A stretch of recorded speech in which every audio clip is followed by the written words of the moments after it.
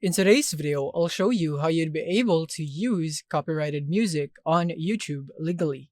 So let's get started. So first off is we're gonna start with the easiest and the most simplest way. So if you would want to not be copyrighted or to get a strike on YouTube, then I suggest that you get your music here from the YouTube Studio audio library itself, so that you'd be able to be worry-free on the copyright strikes here on your audio. So you could use all of this right here. This is a huge library from YouTube itself that you could use. Just take note here of the license type right here. You want to navigate in here, and then you can see that this has the YouTube audio library license. So you can use this audio track in any of your videos, including videos that you monetize. That is very important, and then no attribution is required. So before you use any of the songs right here, just navigate here and see if you can do that, or what additional steps, maybe attribution would be required for that on that specific track that you chose. You can click here on view details to view more, and so on.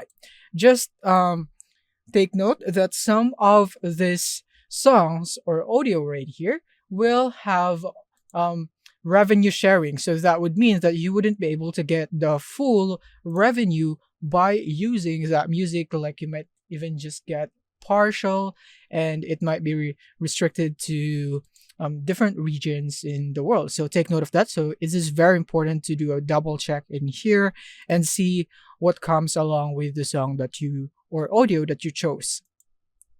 Now, second way would be to go here into these platforms like Epidemic Sound and Audio Jungle and many more actually. Basically, this offers royalty-free or licensed music for a subscription fee.